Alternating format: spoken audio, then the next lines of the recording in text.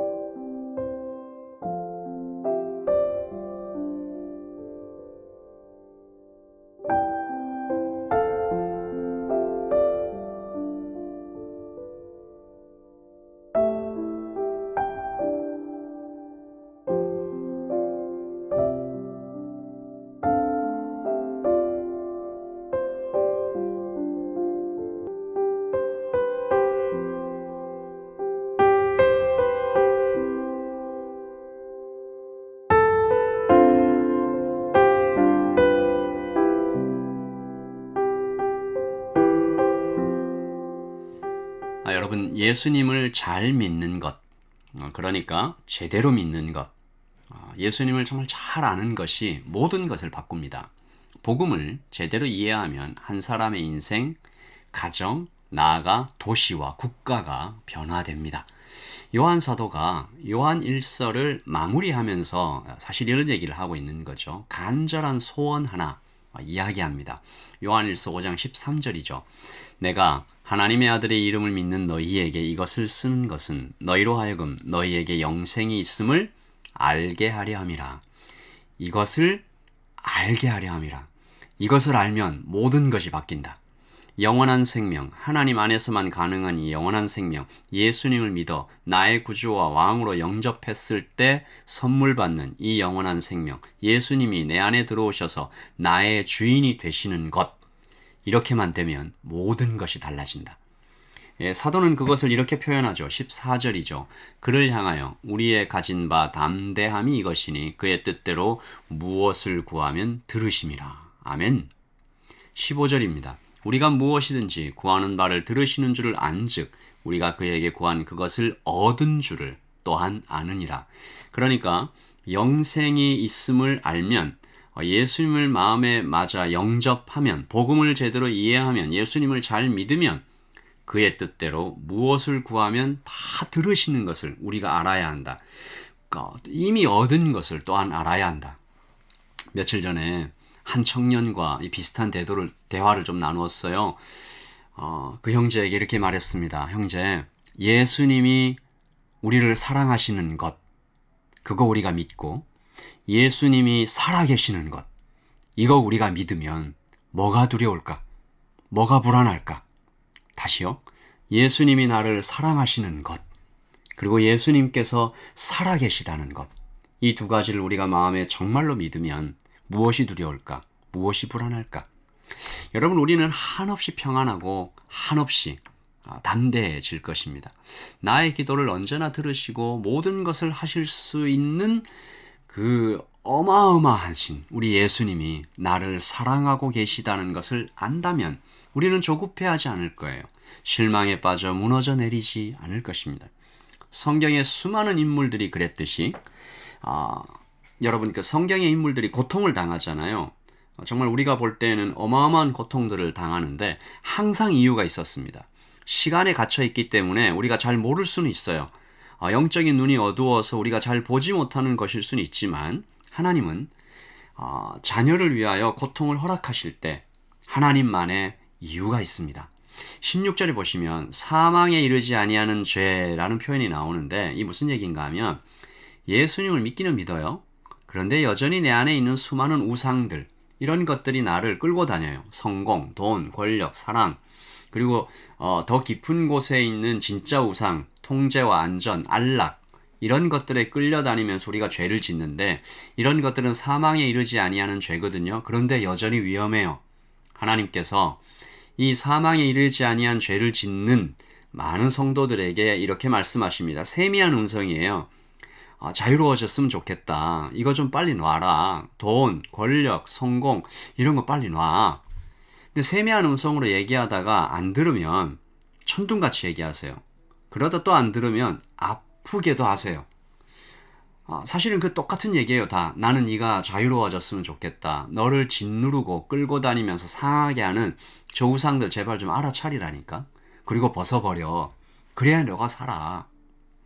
예수님은 그렇게 우리에게 세미한 음성으로 또한 강하게, 또한 어떨 때는 아프게도 말씀하시죠.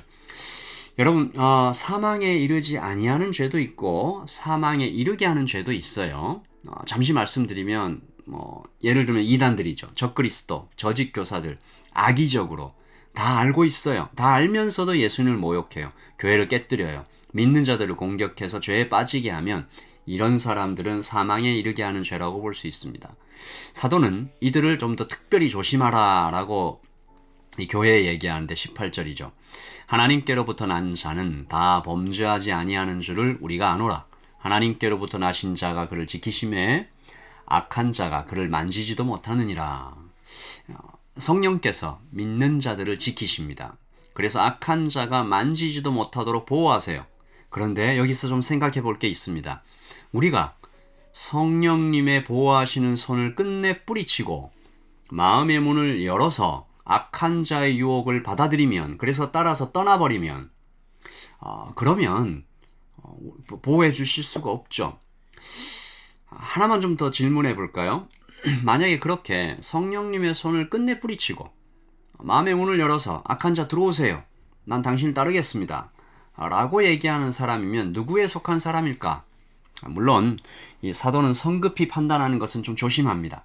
그런데 혹시 우리 눈에 그렇게 보이는 사람이 있으면, 야, 저 사람은 진짜 계속 성령님의 손을 뿌리쳐. 그리고 자기가 알아서 문을 열어서 죄를 받아들여. 그런 사람 보면 가서 구해라. 16절이죠. 누구든지 형제가 사망에 이르지 아니하는 죄 범하는 것을 보거든 구하라. 우상들에 끌려다니는 사람들 말하는 거예요. 성공, 돈, 권력, 사랑. 그런 사람 보거든 구하라. 그리하면 사망에 이르지 아니하는 범죄자들을 위하여 그에게 하나님께서 생명을 주시리라. 생명을 주시리라. 하지만 예수님 또 이렇게도 얘기하시죠. 사망에 이르는 죄가 있으니 이에 관하여 나는 구하라고 하지 않노라. 그러니까 이단의 소굴로 쳐들어 들어가서 교주와 만나서 한판 영적 전투를 벌이는 이런 용감해 보일 수 있지만 지혜롭지 못하다는 겁니다. 그러나 여전히 우리가 친구와 가족, 이웃을 구해야 할 것은 그들이 붙잡혀 있는 우상입니다. 2000년 전에는 영지주의 이단이었지만 지금도 여전히 많은 우상들이 있죠. 그들에게 복음을 전해야 됩니다. 교회 그러므로 신자들도 교회 오래 다니는 사람들도 심지어 그가 직분을 맡고 있고 심지어 그가 목사라 하더라도 그에게 계속해서 복음을 전해야 합니다. 복음의 빛이 그들에게 비춰서 자유를 얻고 살게 될 것입니다. 다른 것 따라가면 죽어요. 사도는 우상을 따라가다가 악한 자 안에서 망하게 될 것이다라고 경고합니다. 19절이죠. 또 아는 것은 우리는 하나님께 속하고 온 세상은 악한 자 안에 처한 것이다. 공동 번역에서는 이런 사람은 악한 자의 지배를 받고 있다라고 번역해요. 악한 나라, 그 안에 무슨 행복이 있겠어요? 이용당하고 버림받겠죠. 반드시 배신당할 겁니다. 사도의 경고와 간절한 충고를 마음에 새기면서 21절이죠. 자녀들아, 너희 자신을 지켜 우상에게서 멀리하라. 우리 마음 안에 있는 우상들을 발견해야 됩니다. 성공, 권력, 돈, 사랑, 성취, 여러 가지요. 현대어 성경과 NIV 성경으로 21절을 다시 한번 읽으면서 오늘 말씀을 마치겠습니다. 21절입니다. 현대어 성경. 사랑하는 자녀들이여, 그러니 여러분의 마음속에 하나님의 자리를 차지한 우상이 있거든 곧 그것을 없애버리십시오. NIV입니다. Dear children, keep away from anything that might take God's place in your heart. Something take God's place in your heart. Keep away from. 그런 것들 다 없애버려요. 우리 마음 안에 있는 하나님의 자리를 무언가 차지했다면 다 없애버리십시오. 그것이 우리를 자유케 합니다. 여러분, 제가 기도하고 오늘 말씀을 마치겠습니다. 기도하겠습니다. 하나님 우리에게 복음이 있음을 알게 해주십시오.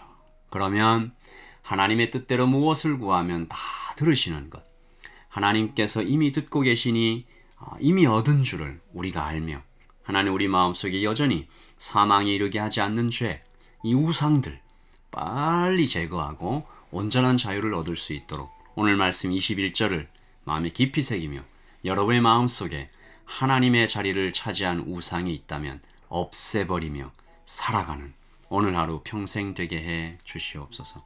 2022년에 내가 그토록 붙잡고 살았던 우상이 있다면 주님 알려주세요. 벗어버리기 원합니다. 2023년에는 정말 깨끗하고 자유로운 마음으로 주님을 더 섬겨가기를 원합니다. 마무리 잘할 수 있도록 도우시고 새로운 스타트 잘할 수 있도록 주님 도와주시옵소서. 감사합니다. 예수님의 이름으로 기도합니다. 아멘. 여러분 평안하십시오. 예수님의 하나님의 샬롬을 전합니다.